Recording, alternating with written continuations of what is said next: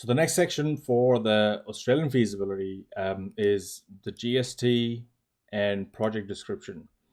And whatever the GST rate is 10%. We know that you don't really need to change it. Whether or not your land that you are purchasing has GST on that, if it's a commercial building, it will have GST on it. So you'll have to select yes over here.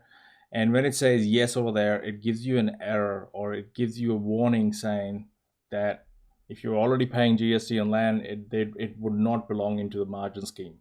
So in here, you've got to make sure that your margin scheme is taken care of in this section right here. So in this feasibility, I've included a full section on that just talks about the Australian GST and the margin scheme. You can go and check for that. But for the international version, that's not applicable, and there's a different video for it. So for this, for the Aussie version, you've got to select your BAS. So over here, if you go no, this warning would stop. But if you go yes over here and then yes over there, it'll ask you to check this thing. So make sure that so when you're purchasing your land, there's no GST, then yes, the margin scheme would be applicable on this thing. And then we've got your BAS lodged. Are you lodging it monthly or are you lodging it quarterly? That's the main difference here that you have to be careful of. Project description, you've got this section right here where you can put in your details. You can replace these details. This should have been a blue in color, and this will be fixed.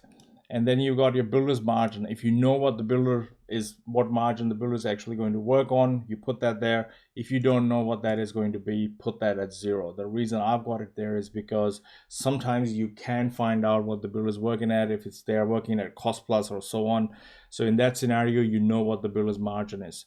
Contingency for every cost head. So this contingency over here has been allowed for every cost head that is there individually. So if I was to put in 10% over here under my budget, these contingencies that I'm going to allow for on every individual cost that I've got here, let's say starting from this point on, they will all go 10%.